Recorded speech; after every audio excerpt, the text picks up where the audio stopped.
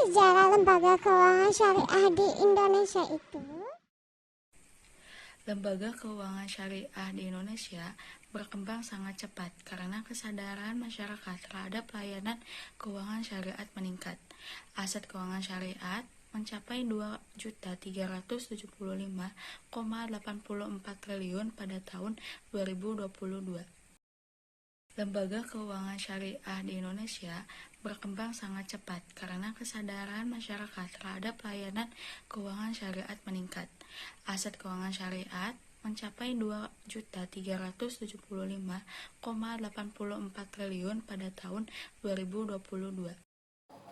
Lembaga Keuangan Syariah atau LKS bekerja untuk mengumpulkan, mengirimkan, memberikan, dan membebankan ketidakseimbangan berdasarkan prinsip syariah, yaitu penjualan, beli, dan bagi hasil.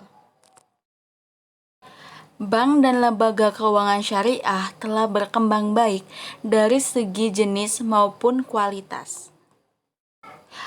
Perbankan syariah pertama kali muncul di Indonesia dengan Bank Muamalat pada tahun 1992. Asuransi syariah takaful kemudian muncul pada 1942. Kedua institut keuangan syariah dianggap sebagai pelopor pertumbuhan bisnis syariah di Indonesia. Meskipun masyarakat Indonesia beragama Islam, pemulaan perkembangan bank syariah menentang. Mereka menghadapi kesulitan pada awal perkenalan, termasuk istilah-istilah yang sulit diterima dan konsep operasional yang tidak jelas. Lembaga keuangan syariah di Indonesia. Bagaimanapun penjajahan di negara-negara Islam telah berhasil mengubah sistem pemerintahan, politik, dan ekonomi. Meskipun sudah banyak negara Islam yang berhasil merdeka, namun sisa-sisa penjajahan masih sangat terlihat dalam sistem ekonomi dan sosial. Mereka dapat merdeka secara politik, namun mungkin tidak secara ekonomi dan sosial kemasyarakatan. Para pemimpin negara-negara Islam pasca kolonialisme umumnya mereka yang telah mengenyam pendidikan dari penjajahnya. Paham sekularisme yang menjadi doktrin kaum penjajah, serta tidak langsung mempengaruhi pola pikir dan bahkan akidahnya, sehingga sistem pemerintahannya masih menjiplak sistem pemerintahan kaum penjajah. Bahkan nama Baitul Mal pun sudah tersingkir dari kosakata pemerintahan mereka. Sistem ekonomi umumnya tidak bisa terlepas dari sistem politik.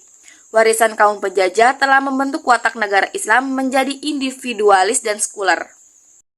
Warisan ekonomi sebagai akibat penjajahan membawa masalah baru yang akan terus menjadi seperti pengangguran, inflasi, terpisahnya agama dan ekonomi serta politik.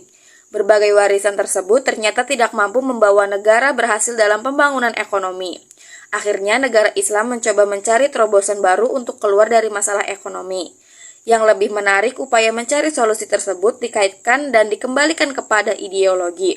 Konsep kembali ke ideologi ini berangkat dari kesadaran para pemimpin negara Islam bahwa sistem ekonomi kaum penjajah tidak dapat mengatasi masalah.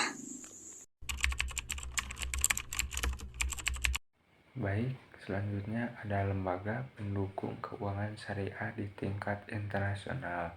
Ada beberapa lembaga yang mendukung keuangan syariah di tingkat internasional, yaitu 1. DSN MUI, Dewan Syariah Nasional Majelis Ulama Indonesia, yang dipatwakan untuk lembaga keuangan syariah atau LKS berbasis hukum syariah. Yang kedua ada OJK, Otoritas Jasa Keuangan, yang berwenang mengatur dan mengawasi keuangan syariah, termasuk IKNB Syariah. OJK juga bertugas mengintegrasikan kebijakan, strategi, dan tahapan pengembangan di industri keuangan syariah. Selanjutnya ada DPS, Dewan Pengawas Syariah, yang bertugas mengawasi lembaga keuangan syariah.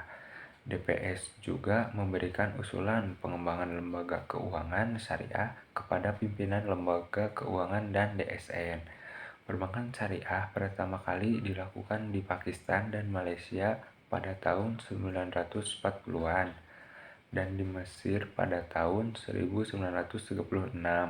Di Indonesia, Bank Muamalat Indonesia merupakan pelopor perbankan syariah yang berdiri pada tahun 1991 menurut Ar-Rahman F.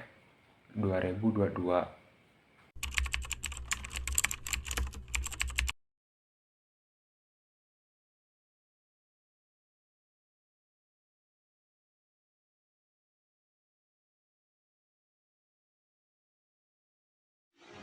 Kementerian Agama mencatat sampai saat ini ada 42 lembaga keuangan syariah yang telah mendapatkan penetapan dalam bentuk keputusan Menteri Agama. Izin operasional sebagai LKSPWU merupakan amanah besar dari negara untuk mengembangkan ekonomi syariah di Indonesia. Melalui perkembangan ini, LKSPWU diharapkan dapat berkontribusi dalam memenuhi kebutuhan masyarakat saat menyerahkan keputusan Menteri Agama tentang penetapan PT Bank Pembiayaan Rakyat Syariah Arta Surya Barokah dan Bank Pembiayaan Rakyat Syariah Arta Madani sebagai LKSPWU. LKSPWU bahwa pelaporan wakaf uang disampaikan secara berkala dan sesuai regulasi.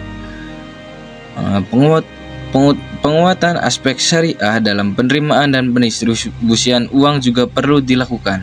Saya berharap para bank syariah bersama-sama mempunyai proyek untuk mengembangkan keuangan syariah di Indonesia supaya dapat lebih dirasakan manfaatnya oleh masyarakat. Berikut beberapa daftar dari 42 LKSPWU yang ditetapkan berdasarkan keputusan Menteri Agama. Yang pertama ada Bank Mega Syariah, yang kedua ada Bank BTN Syariah, yang ketiga ada BPD Jogja Syariah, yang keempat ada Bank Syariah Bukopin, yang kelima ada BPD Kalbar Syariah, yang keenam ada BPD Jateng Syariah, yang ketujuh ada BPD Jatim Syariah, yang kedelapan ada BPD Sumut Syariah, dan yang kesembilan ada Bank Simniaga, Selanjutnya ada manfaat lembaga keuangan syariah. dan yang untuk terakhir ada perekonomian BPD Indonesia. Sumsel dan Bubble Syariah. Yang pertama itu ada pembiayaan. Salah satu fungsi utama LKS adalah penyediaan pembiayaan yang sesuai dengan prinsip syariah. Ini berarti memberikan pembiayaan kepada individu atau perusahaan tanpa riba. Yang kedua ada investasi. LKS juga berperan dalam memfasilitasi dengan sesuai dengan prinsip syariah. Mereka mengumpulkan dana dari nasabah dan menginvestasikannya dalam proyek-proyek yang halal menurut hukum Islam. Yang ketiga ada pengelolaan aset. LKS bertanggung jawab atas pengelolaan aset peserta sesuai dengan prinsip-prinsip syariah dan memastikan bahwa investasi dan aset yang dikelola tidak bertentangan dengan hukum syariah. Yang keempat, jasa perbankan. Sebagian besar LKS menyediakan layanan perbankan seperti penyimpanan uang, transfer dana, dan pemberian kredit. Dan yang kelima ada asuransi syariah. LKS juga menawarkan produk asuransi syariah yang berbeda dari asuransi konvensional.